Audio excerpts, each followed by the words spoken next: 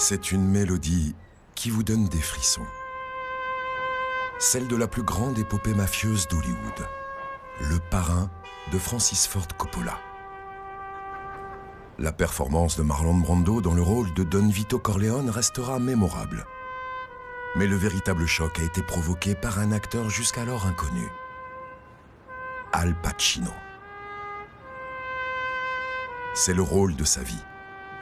À 32 ans, Al Pacino devient du jour au lendemain Michael Corleone et une star mondiale. Je connais Michael Corleone et je sais ce que cela implique de l'être. Ce rôle marquera Al Pacino pour la vie entière et jettera une ombre sur tous ses autres rôles.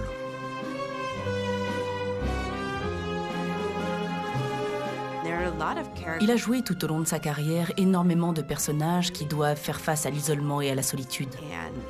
Et il y a une sorte de tragédie dans cette réussite. Tout Hollywood est à ses pieds.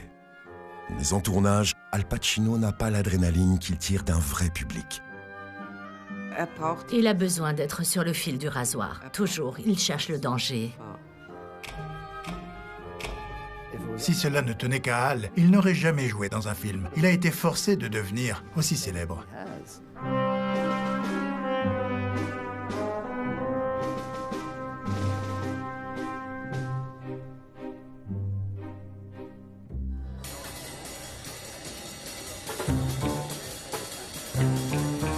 C'est comme si Les Affranchis avaient une réunion d'anciens élèves. Tout comme il l'avait fait pour son épopée mafieuse de 1990, le réalisateur Martin Scorsese a réuni le gang pour son dernier film, The Irishman.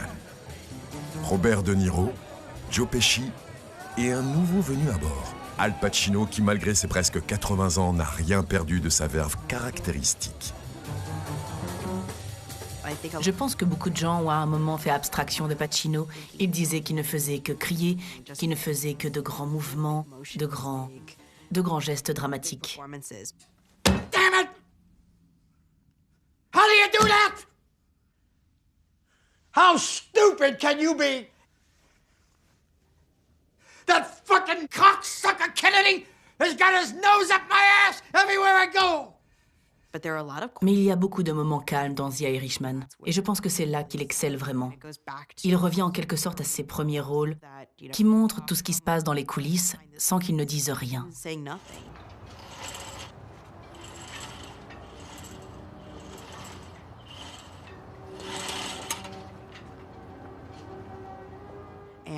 Et je pense que c'est magnifique qu'il continue à nous montrer ce talent.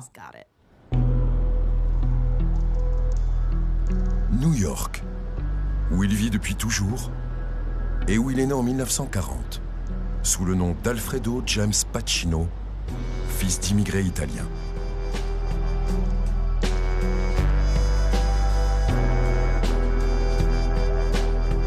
Son père, Salvatore, a quitté la famille quand il avait 2 ans. Il est élevé par sa mère Rose et ses grands-parents siciliens dans un quartier difficile du sud du Bronx.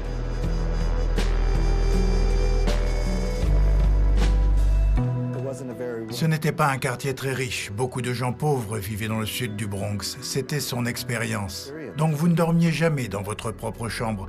Vous aviez 3 ou 4 personnes avec vous en allant dormir. Ça n'était pas facile. Well, it's a little scary, but there's so many other things that are more scary than that. What? What scares you? This, for instance. Why? Coming here and interview like this. Why? I don't know. Where did it start? Why did you start to act? Or when did you start? I can remember it as a real young child, I guess.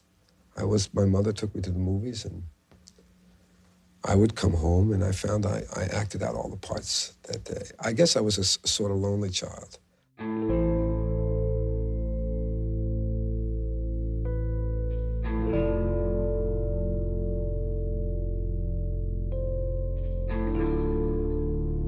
I was an only child, so I was alone, and it was a way of communicating with, I guess, the adults around me, and I don't know, and in school I found that it was a natural thing for me to do.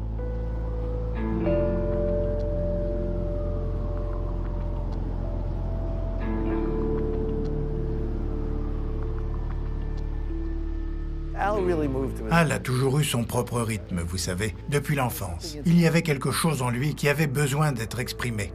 Ce n'est pas qu'il ne s'exprimait pas clairement, mais parler n'était pas vraiment son fort.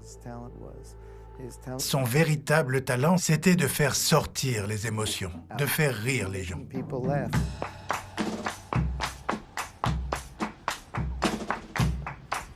Al Pacino ne s'intéresse pas seulement aux stars du grand écran. C'est la scène qui l'appelle, et surtout le Living Theater.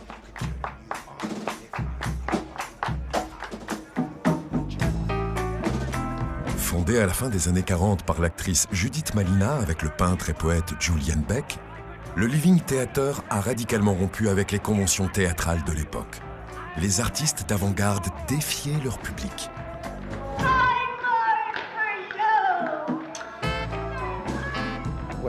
Al avait rendez-vous avec une fille au Living Theater et il n'avait aucune idée de ce qui s'y passait. Il s'est assis dans le public et ensuite, les artistes sont descendus dans les allées. Et d'un seul coup, ils ont retiré leurs vêtements. Ils se sont approchés du public pour venir avec eux ou pour faire quelque chose avec eux. C'était comme une sorte de battement de cœur, des pulsations. Et ça l'a submergé. Il a dit n'avoir jamais rien ressenti de tel. Il ne savait pas comment réagir. Et il était certain qu'il allait devoir se déshabiller ou faire quelque chose comme ça parce qu'il participait à ce spectacle.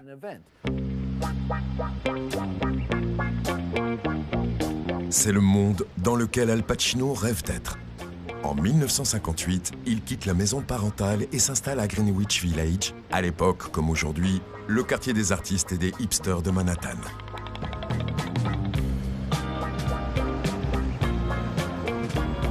Il puise l'inspiration de ses personnages directement dans la rue. Il observe et étudie les gens du quartier. Ils sont sa source d'inspiration. Ses premières apparitions ont lieu dans des cafés et des comédie-clubs où son talent ne passe pas inaperçu. Il a rencontré un professeur qui avait environ 10 ans de plus que lui. Il s'appelait Charles Laughton. Charles a tout de suite vu quelque chose en lui. Ils ont appris à se connaître et il est devenu une figure paternelle, un mentor et son pote de beuverie.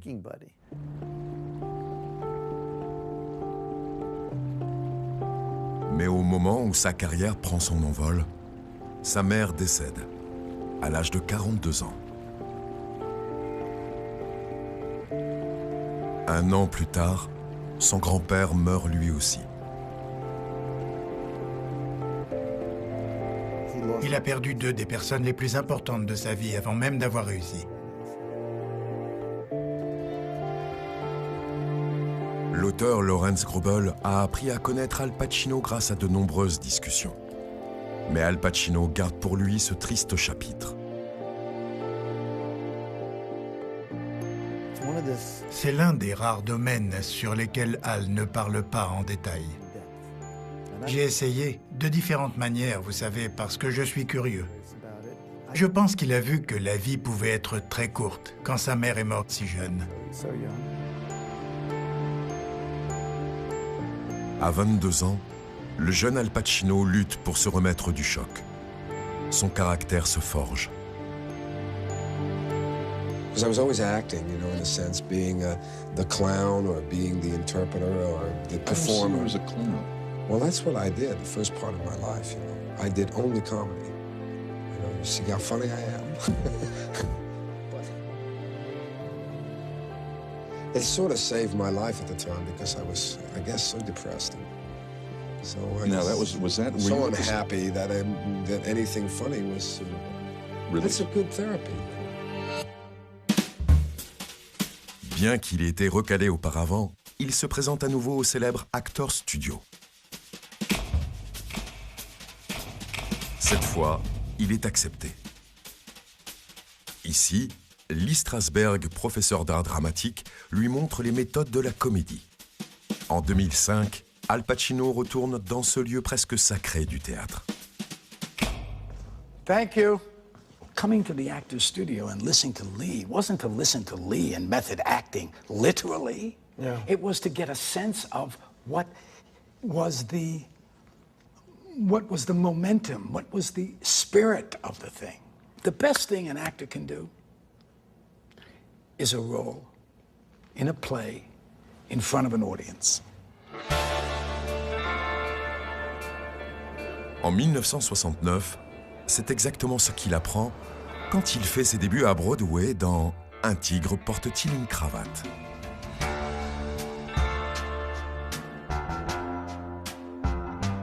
J'ai vu la pièce et il m'a vraiment époustouflé. C'était juste... Waouh, c'est un sacré acteur. Nous sommes allés en coulisses et j'ai été très impressionné par la différence entre ce que j'ai vu sur scène et puis ce petit chat, vous savez, c'est un gars gentil. Et le pouvoir qu'il a quand il joue, son talent, je l'ai dit au manager, si jamais je me lançais dans le cinéma, j'adorerais faire un film avec ce type. Il remporte son premier Tony Award à seulement 29 ans.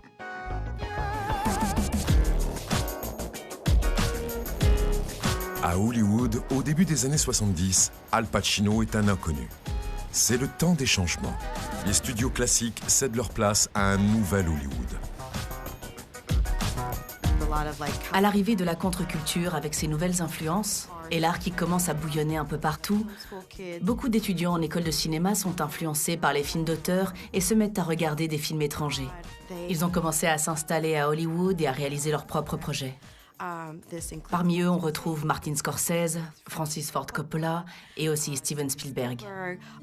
Beaucoup de réalisateurs qui nous sont chers aujourd'hui sont issus de ce mouvement. Et ce n'est pas seulement à Hollywood. À New York aussi, les artistes recherchent de nouvelles inspirations.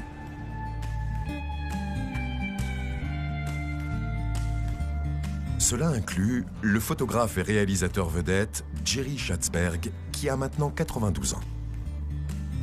De Bob Dylan à Andy Warhol, des Stones aux Beatles, il les a tous eus devant son objectif. Un seul a réussi à l'éviter.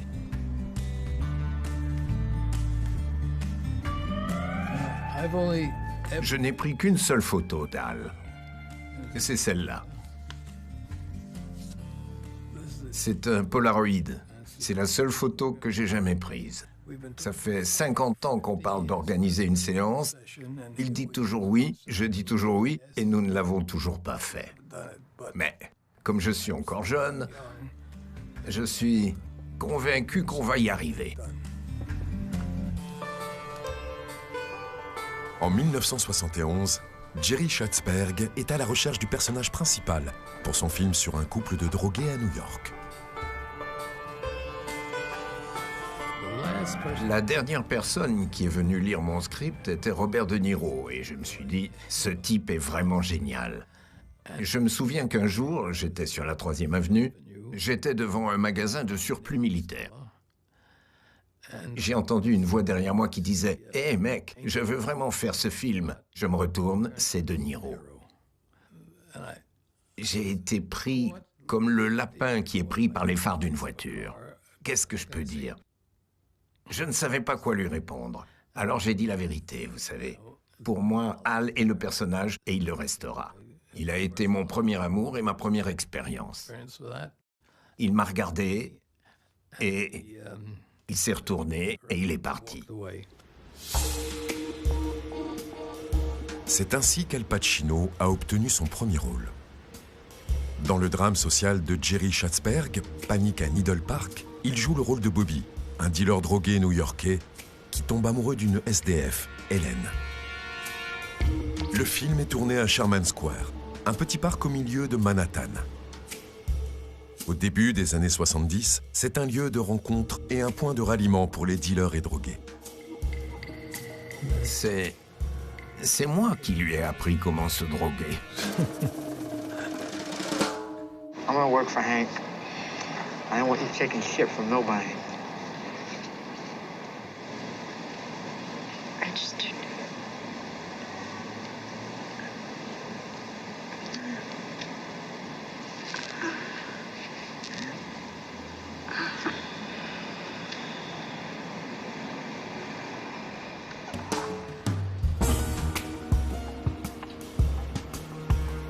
Nous y avons traîné pendant un mois, peut-être plus. Parce qu'on avait le temps. Personne ne voulait nous en vendre, mais nous voulions en trouver. Nous avons été dans les endroits où les drogués traînaient, où nous pouvions les observer. C'était vraiment bouleversant de voir ces gens détruire leur vie et leur intégrité physique. Sa performance dans Panic à Needle Park est impressionnante parce qu'elle est si imprévisible. Il est si charismatique et il peut être si sensible, mais il peut être aussi très brutal, violent et méprisant. Son jeu dans ce film est un mélange effrayant entre ces deux dichotomies.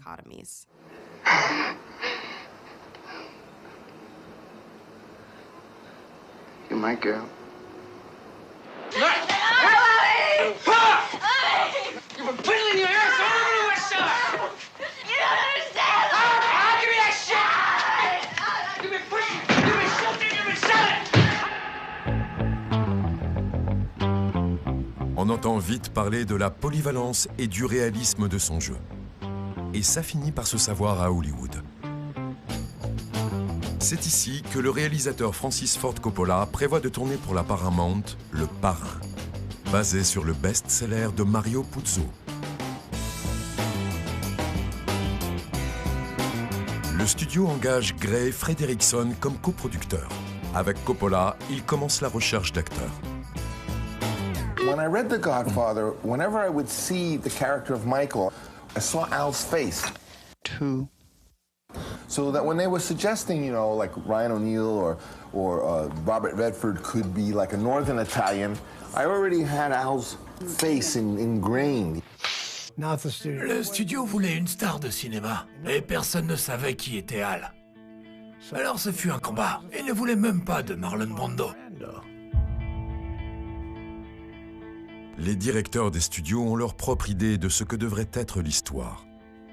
Coppola et son équipe commencent à filmer en Italie leur version. Un jour, Marlon Brando a ramassé un chat qui traînait dans le studio. Et il avait le chat, comme ça. Il le caressait, il le faisait faire dans le micro. Et nous avions placé un dispositif dans sa bouche pour lui faire sortir ses joues. Alors, il parlait comme ça, en marmonnant.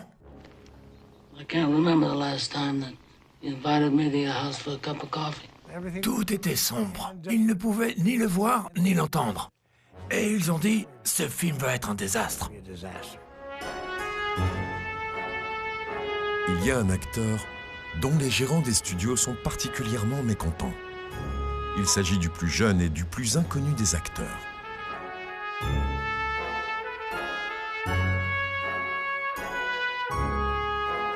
Al a dû passer quelques nuits blanches parce que, jusqu'à la dernière minute, il ne savait pas qui allait jouer le rôle. Donc, il voyait les gens aller et venir, mais il a réussi à surmonter ça et à obtenir le rôle. Au final, c'est une scène bien particulière qui fera taire ses détracteurs. Dans la scène où son personnage prend enfin un vrai tournant narratif, on le voit, lui, avec les deux personnes qu'il a décidé de tuer. C'est une démonstration de force de ce qu'il peut faire, de ce qu'Al Pacino peut faire avec le silence.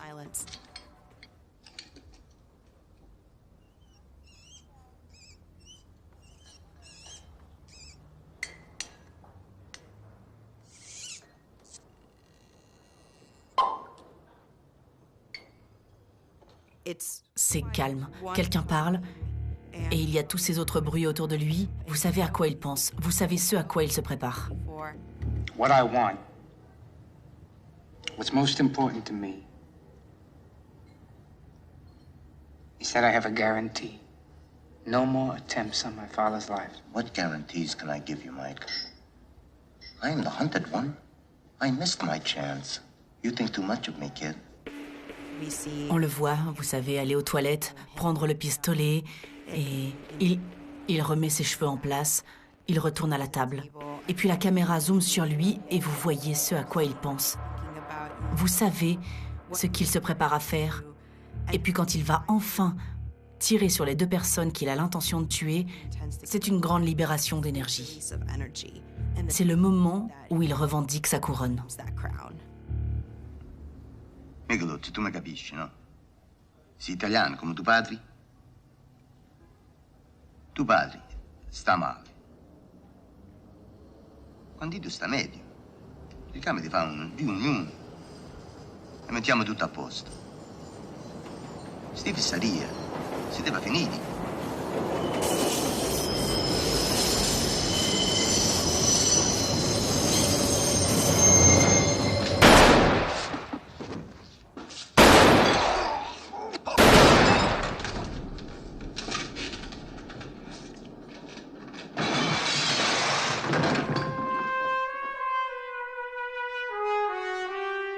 Al Pacino devient une star internationale du jour au lendemain.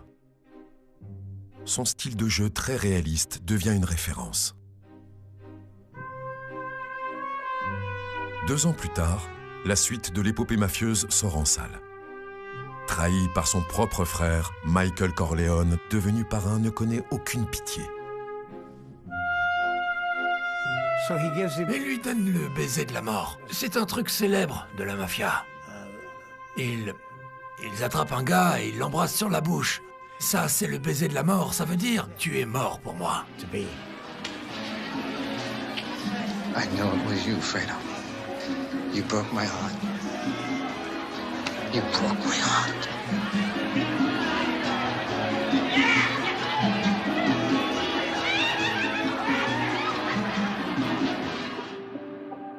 Coppola et Fredrickson remportent un Oscar pour cette suite. Tout comme pour la première partie, Al Pacino est nominé pour son rôle, mais ne gagne pas. Le monde du cinéma lui reste étranger. Le théâtre et la scène sont sa passion artistique.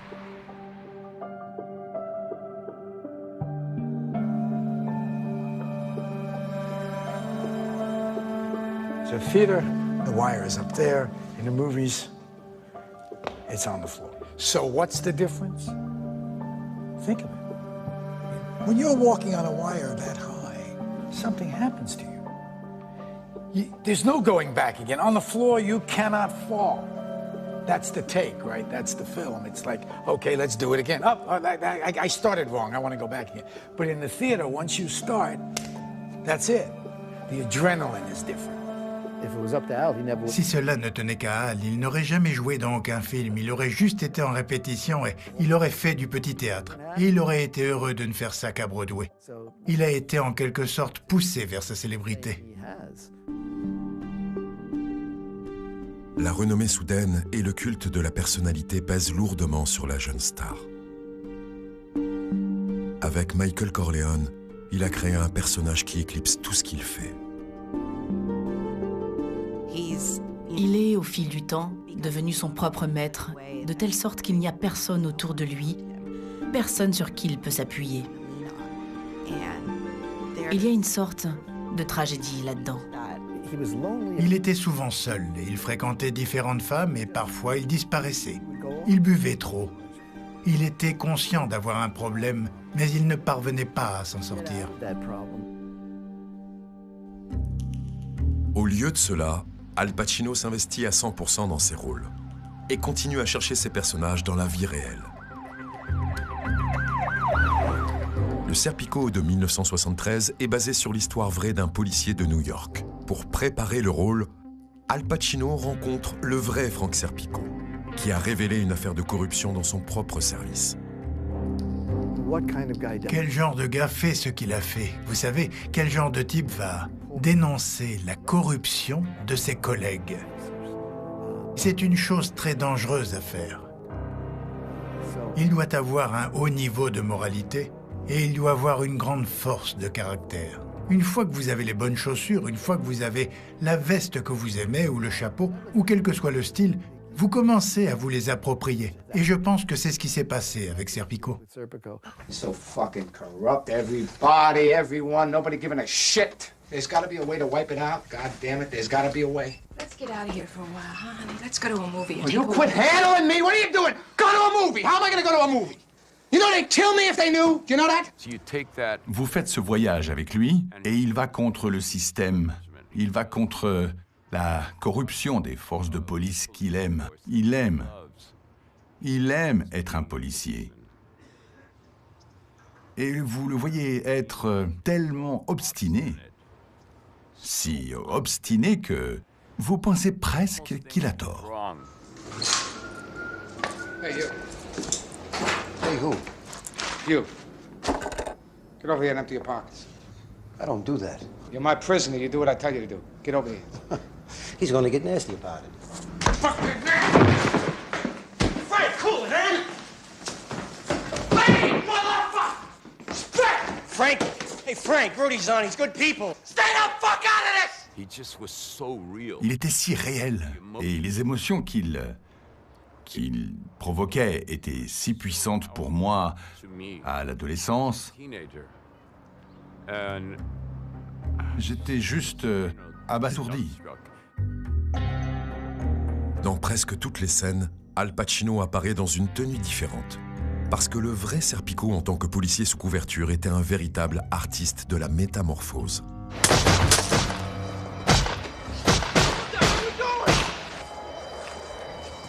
Oh, Christ. Quick, get in. Hey! I'm a police officer! Get over there! Hey! It's me, Serpico! Hey! Hey, I'm a police officer! Police officer! I'm an officer! I'm a police officer! Il en est arrivé à un point où il s'est mis à être un flic. Il m'a raconté qu'un jour, dans la rue, il y avait un camion. Ils étaient juste en train de rouler, sans rien filmer. Il était dans la voiture avec un ami. Et le camion crachait de la fumée, il s'est arrêté et a dit « Hé, je suis un flic !» Et puis il a dit « Mais qu'est-ce que je fais ?» Il s'est pris pour un flic pendant 1 minute et a arrêté un camion. Voilà à quel point il s'impliquait dans son rôle. Al Pacino ne s'épargne aucun risque. Il continue à chercher des rôles controversés, des personnages réels dans lesquels il peut s'immerger. Il en trouve un dans l'histoire du braqueur de banque homosexuel John Wojtowicz, qui a cambriolé une banque de Manhattan en 1972 pour payer l'opération de changement de sexe de son petit ami. Le réalisateur Sidney Lumet raconte sa version du braquage raté dans son film de 1975, Un après-midi de chien. Quand le film est sorti, il a fait l'objet de nombreuses critiques. Beaucoup de gens disaient « Regardez ces gens bizarres ». Ce n'est pas un très bon criminel. Il se bat pour dégainer le fusil de chasse au début. Il fait toutes sortes d'erreurs.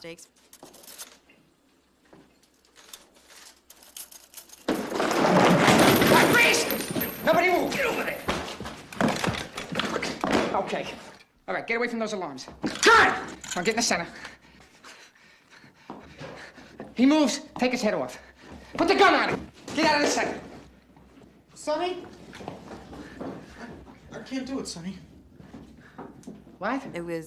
C'était très controversé et le fait qu'il montre aussi son petit ami pour qui il essaye de braquer la banque afin de payer son opération de changement de sexe, cela a été fait avec empathie. Sidney Lumet, je pense, aborde vraiment leur histoire avec beaucoup d'humanité et essaie de comprendre pourquoi quelqu'un ferait ça pour une autre personne et c'est par amour.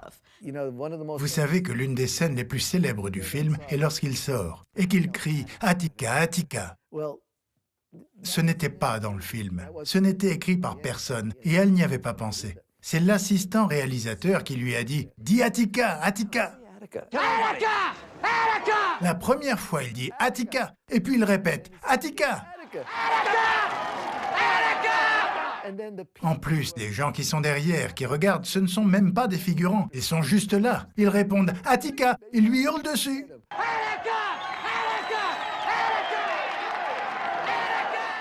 Alors il leur répond, et ça crée une scène incroyable. Ce « Attica, Attica », il s'en empare, il joue avec. Je peux vous dire que l'énergie de ce film est électrique.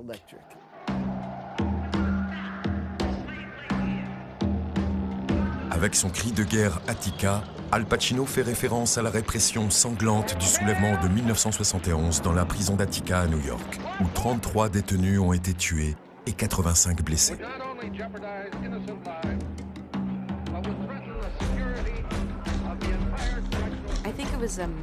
C'était au moment où l'Amérique commençait vraiment à remettre en question l'autorité dans les années 70. Il y avait beaucoup de déceptions face à la guerre du Vietnam, beaucoup de déceptions concernant la présidence et les représentants de l'État. Même New York traversait une période de crise. C'était un véritable moment de malaise. Et je pense que ce moment a suscité des doutes comme « Attendez, ces gens disent que je dois faire ça, mais est-ce que je dois vraiment le faire ?» Et il cite Attica comme un moyen de contester leur autorité. Dès lors, les non-conformistes, les marginaux et les hors-la-loi deviennent la carte de visite d'Al Pacino. Mais la renommée à laquelle tant de gens aspirent reste un fardeau, une lutte en soi. Al Pacino, l'homme, la personnalité publique, la star. Dans l'une de ces périodes difficiles, le réalisateur Sidney Pollack lui offre le rôle principal dans Bobby Deerfield. Sa partenaire sera l'actrice suisse Marthe Keller. Depuis sa performance aux côtés de Dustin Hoffman dans Marathon Man, elle est considérée comme une étoile montante d'Hollywood. Sidney Pollack m'a appelé et a dit « Je vous veux dans ce rôle. Mais cela dépend de ce que dira Monsieur Pacino, car il a l'autre rôle principal. Pouvez-vous m'assurer que vous ne porterez pas de talons hauts? Monsieur Pacino est assez petit et vous êtes assez grande. » Je dis « Oui, bien sûr, ça m'ira. » Je vais dans ce bar, dans ce café, où j'arrive 30 minutes en avance, de sorte que je suis assise quand il arrive. Puis il me demande « Vous avez le dos bloqué ?»« Non, mais je n'ai pas le droit de me lever parce que je suis trop grande. » Quand je suis rentrée chez moi, j'avais plus ou moins dit adieu au rôle. Mais elle avait convaincu Al Pacino. Marthe Keller joue le rôle d'une patiente en phase terminale, souhaitant jouir de la vie une dernière fois. Al Pacino est un pilote talentueux, en pleine dépression, cherchant un sens à sa vie.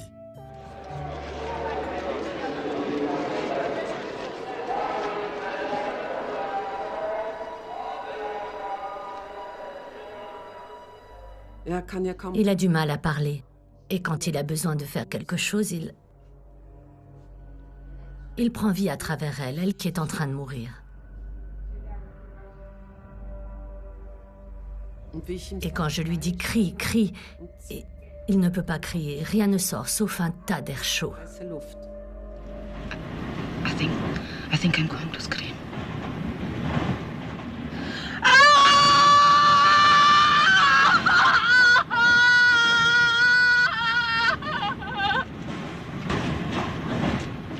No, you can't scream too. I'm not screaming. Why? I don't want to scream. Why? Because I don't want to. Si vous voulez apprendre à connaître Al, c'est vraiment dans ce rôle qu'il a exposé le plus sa vulnérabilité, sa dépression. Wouldn't it be ironic if I began to find you irresistible? I'm going to tell you something. And I don't want to scare you or anything. But I find you irresistible. Et à un moment donné, en Italie, nous sommes tombés amoureux. Nous ne voulions plus rien filmer. C'est très dangereux, car on ne sait jamais si c'est le rôle, si nous ne faisons qu'incarner les personnages, ou si les sentiments sont authentiques. Ensuite, j'ai déménagé à New York. Voilà. Al Pacino semble être en bonne santé, capable de surmonter sa crise personnelle. Il quitte l'écran et retourne sur scène. Pendant l'été 1979, il joue Richard III à Broadway. Un rôle qui n'est pas facile. Richard III, c'était en quelque sorte l'essence du mal. C'est un vrai tour de force, c'est l'une des plus grandes pièces de Shakespeare. Et il s'est fait huer. On lui a reproché d'avoir l'accent du Bronx, vous savez. C'est comme s'il n'y avait que les Anglais qui pouvaient jouer Shakespeare et personne d'autre. Al Pacino a également été très critiqué pour son film La Chasse. Dans ce film, il joue le rôle d'un policier qui doit résoudre une série de meurtres brutaux dans le milieu gay new-yorkais. Pendant le tournage, il y a eu des manifestations de protestation, qualifiant le film d'homophobe. J'étais dans la caravane avec lui et on entendait des sifflements. Et il me disait, ça y est, il recommence. Les manifestants homosexuels ont décidé qu'il s'agissait d'un film anti-gay et ils ont essayé de le faire arrêter. Il a été très contrarié par ça, car il est la personne la moins sujette à controverse.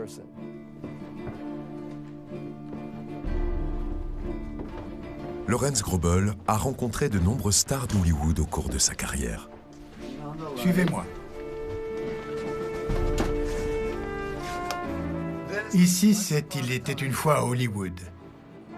Harvey Keitel, Anthony Hopkins, Diane Keaton, Charlie Sheen, Goldie Hawn, Dolly Parton. C'est Al qui joue aux cartes. Et celle-là, c'est quand on s'est rencontrés. Ils se sont rencontrés en 1979. Leur conversation pour la biographie a fait naître une grande amitié. Avec Al, ce fut une lutte constante, publique et privée. Il a un grand sens de l'humour. Il est très amical, il est très généreux quand il veut l'être. Et il peut aussi être un bel enfoiré. Vous vous rendez compte? Il a tous ces personnages qu'il a joués. Tout ça vient de quelque part. Il y a de l'hostilité et aussi de l'amour. Marthe Keller est tombée amoureuse de l'acteur Al Pacino. Mais elle apprend vite à connaître la personne qui se cache derrière l'artiste. Tout ce qu'Al faisait, c'était hurler. Pas tout le temps, j'exagère, comme toujours. Il ne voulait pas, mais il le faisait. Je m'effondrais et ça durait une semaine. Après 7 ans de vie commune, c'est la rupture. Il nous a fallu des années pour nous séparer. On ne pouvait être ni séparés ni ensemble, c'était très douloureux. Al Pacino se perd tellement dans ses rôles que c'est presque comme si sa personne se dissolvait et disparaissait. Il continue à chercher des personnages fascinants. Et il en trouve un dans le scénario de Scarface d'Oliver Stone, un remake d'un classique de Paul Mooney de 1932.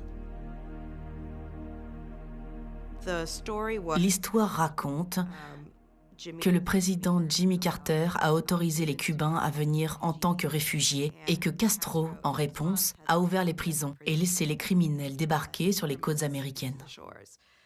Alors ils en ont profité et ils suivent un criminel de l'un de ces groupes qui, comme vous le savez, s'installe en Floride et devient très rapidement un incroyable baron de la drogue. Al Pacino devient Tony Montana. Steven Bauer, 26 ans, est appelé à jouer le second rôle avec lui. Je suis allé à New York. Ils m'ont mis dans une chambre avec Al et ça a été le coup de foudre. Et il a commencé « Salut, pourquoi tu t'appelles Steven Bauer ?» Son vrai nom est Esteban Ernesto Echevarria Samson. Il est né à Cuba. Il enseigne à Al Pacino les subtilités de l'accent cubain. Look at that. Look, you're missing all the sights. That's what you're doing. We're missing the action. Oye, sabrosura. You want to have some ice cream with my family? Get lost, greaseball. Oliver Stone m'a dit « Salut Manny ». Il avait l'habitude de m'appeler Manny. « Salut Manny ». Il m'a dit « J'ai vu un gars une fois qui voulait parler à une fille, un Cubain. Et il est allé la voir en faisant ça. Tu vois, c'est ce que je veux que tu fasses. » Hey, take a look over there. You see that man there? Watch that guy. I gotta stand there. I gotta watch my friend here. He's gonna stick his tongue out to that girl. Oh, look at that. Hey, yo! Et bang! Nous l'avons fait 22 fois. Je me souviens, 22 prises. Je lui parlais et je lui disais... Il faut que tu me gifles fort. Allez, ne t'inquiète pas, ça ne va pas faire mal. Sinon, on va faire ça toute la journée. This country, you gotta make the money first. Then when you get the money, you get the power. Then when you get the power, then you get the woman. C'est une sorte d'énergie super macho des années 80, une version bien différente de ce que Schwarzenegger a pu faire, par exemple, dans la série Terminator, ou encore Tom Cruise dans Top Gun. Et c'est tout ça qu'on retrouve, plus l'élément criminel. Ce groupe de rock, Blink 182, vous savez pourquoi il s'appelle 182? C'est le nombre de fois qu'il dit fuck dans Scarface. You know what? You should listen to your wife, man. She's right. You are an asshole, man. Come here, give me a kiss. Come here. Come here. Hey. Hey. Hey, fuck you, man! Who put this thing together? Me! That's who! Who do I trust? Me! Fuck. Trust. I like that. Asshole. Fuck all man, asshole. Il est au-dessus de tout ça. À la fin, sa tête est même enterrée dans une montagne de cocaïne. We're gonna eat that salsa for breakfast. Close that fucker down.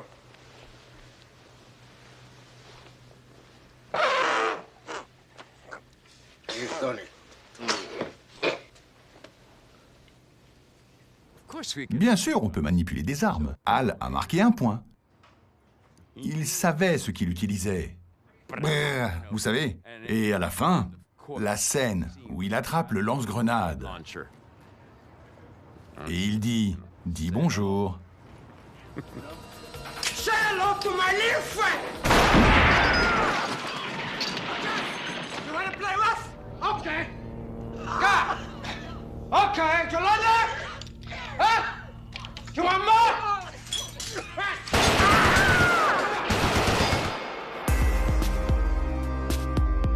Aujourd'hui, les scènes et le personnage de Tony Montana sont devenus cultes.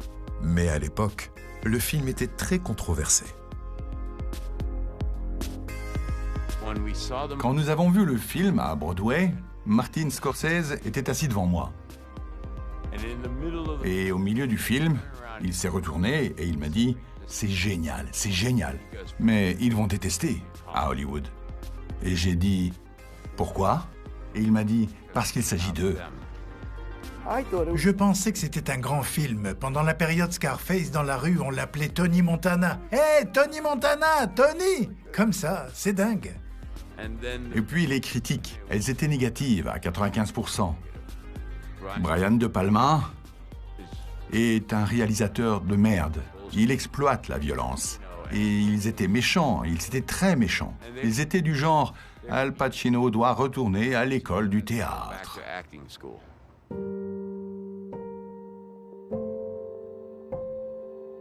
Lorsqu'en 1985, le film historique Révolution échoue complètement, sa carrière semble terminée.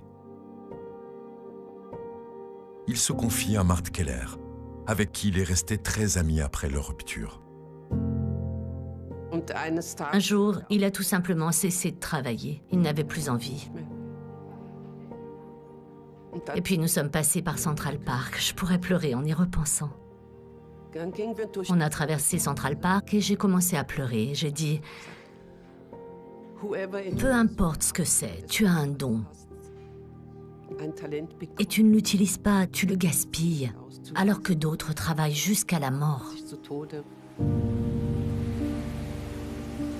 Pendant près de 5 ans, Al Pacino reste retiré de la scène hollywoodienne et se concentre sur la petite scène.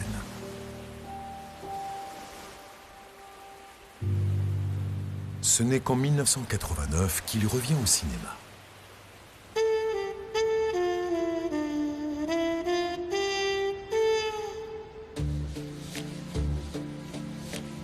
Dans Mélodie pour un meurtre d'Harold Becker, il joue le détective Frank Keller, qui tombe amoureux d'une femme suspectée de meurtre nommée Hélène et jouée par Hélène Barkin.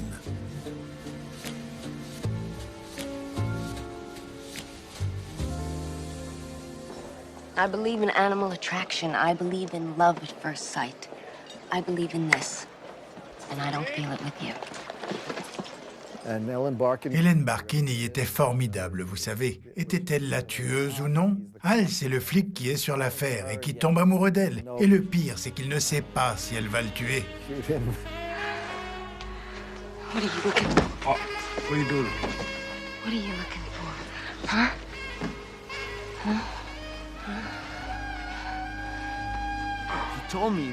Il m'a dit qu'il n'était pas vraiment à l'aise avec les scènes de sexe. Et soudain, quelques années plus tard, je le vois faire et je me dis, mon Dieu!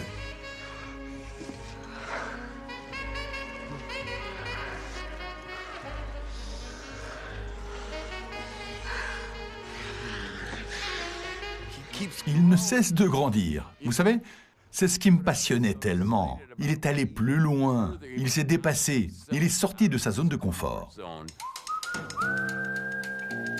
Dans cette interprétation, Al Pacino semble libre et renaissant. Après son retour au cinéma, il se lance également dans d'autres genres, comme dans la comédie noire de Warren Beatty, Dick Tracy, basée sur la bande dessinée à succès des années 30.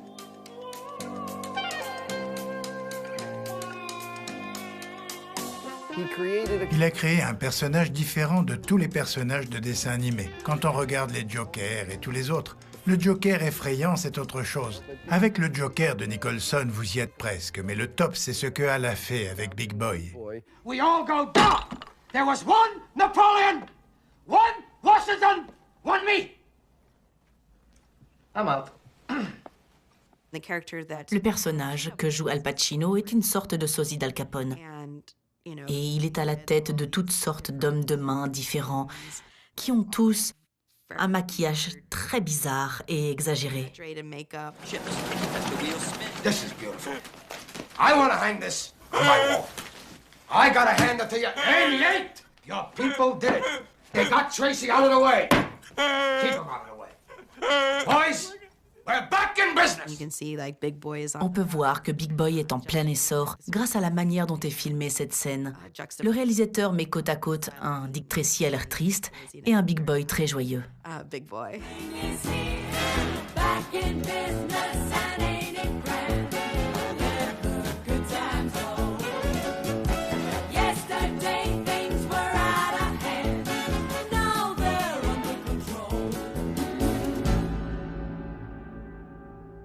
Bien qu'Al Pacino ait accepté un rôle comique étrange, ce rôle est une exception. Un personnage continue de jeter son ombre, celui qui l'a rendu célèbre, le parrain, Michael Corleone. Près de 20 ans plus tard, il reprend une dernière fois le rôle du chef de la mafia. La trilogie mafieuse s'achève avec Le Parrain 3 en 1990.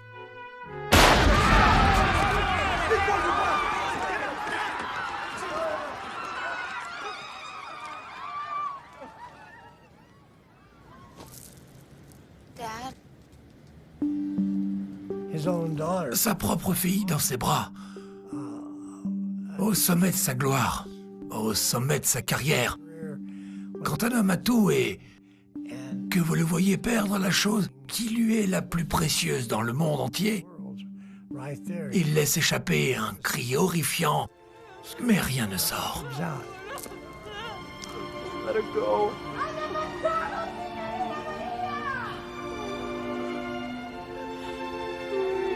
Let her go.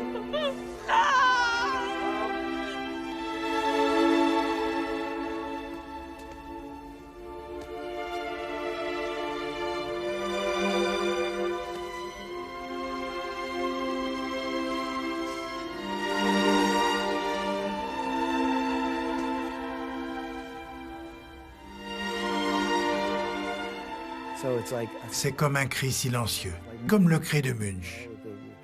Et vous ressentez cette incroyable émotion alors qu'il la tient dans ses bras. Et il crie vers Dieu ou autre chose, et vous n'entendez pas le son. C'est juste l'horreur sur son visage et l'angoisse qu'il dégage. C'était très émotionnel, très perturbant.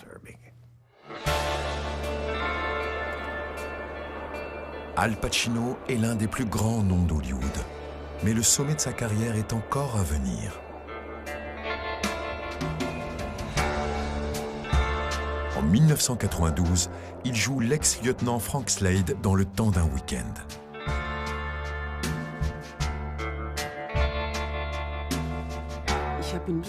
Je lui ai rendu visite sur le plateau et il m'a dit « Allons chercher quelque chose à manger.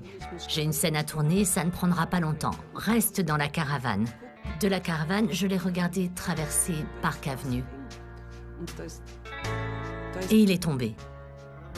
Parce qu'il était aveugle quand il est entré sur le plateau. Convenience store mama's boy. Here, let me take a look at that. Touch me again, I'll kill you, you little son of a bitch. C'était un ex-militaire, grincheux et amer, qui fait un volte-face. Il se ravise et devient à la fin un type doux et généreux, un peu à l'opposé de ce qu'il a fait avec le parrain. Il commence par être dur, méchant et indifférent, et devient très affectueux à la fin.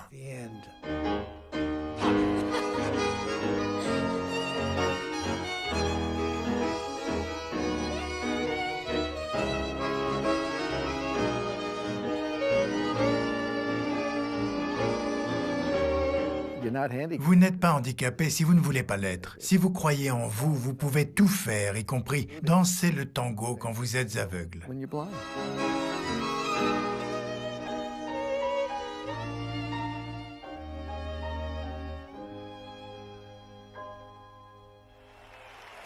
The Oscar goes to Al Pacino in Scent of a Woman.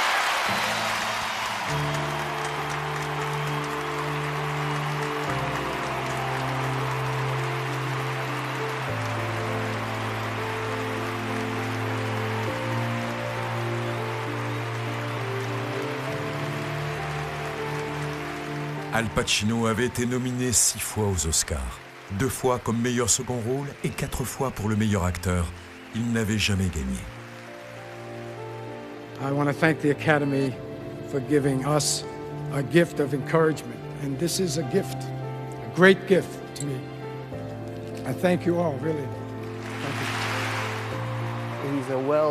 C'était un acteur avec de belles récompenses. Mais le summum est d'obtenir l'Oscar, oui. L'amour qu'il a ressenti par la suite et le fait qu'il l'ait eu, ça l'a mis dans une catégorie différente.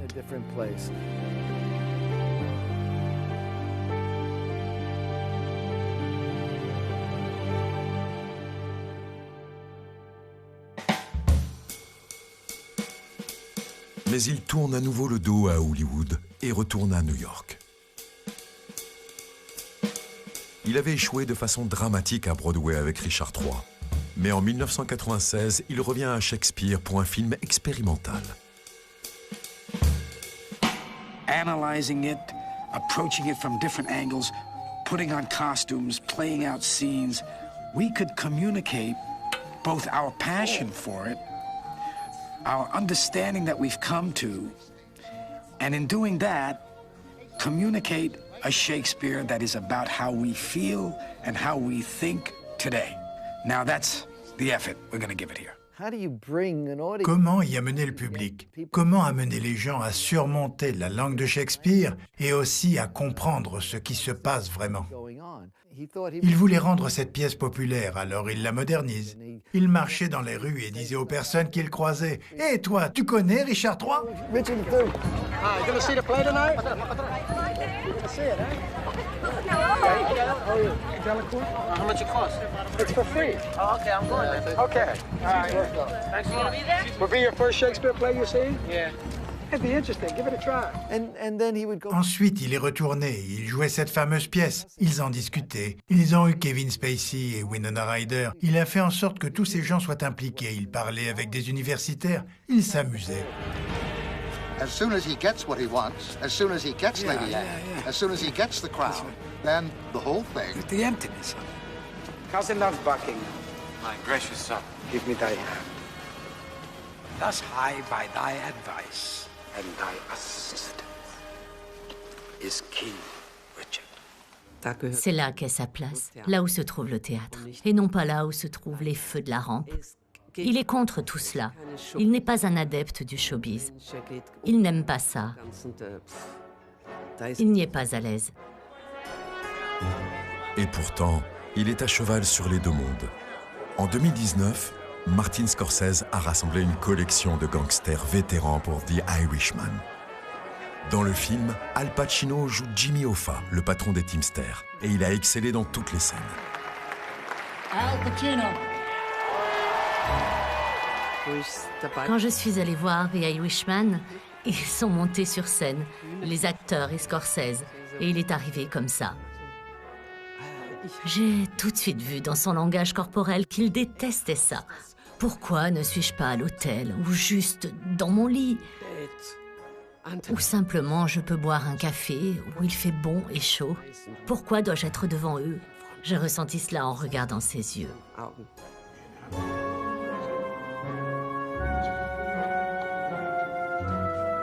The Irishman est la déclaration d'amour de Scorsese aux gens mafieux et à ses acteurs. Al Pacino est de retour dans le monde qu'il a rendu célèbre autrefois. I'll apologize for it. That's all I want. After you apologize for being late, you motherfucking wop cocksucker. Are you out of your fucking mind? I'll apologize for being late. After I kidnap your granddaughter, rip her guts out, and send them to you in a fucking empty.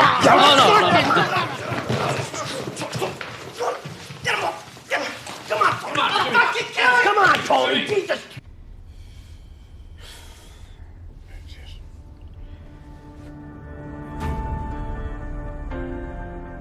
Soudain, ils sont tous là, incarnés en Jimmy Hoffa, Michael Corleone, Serpico, Tony Montana et tous les autres.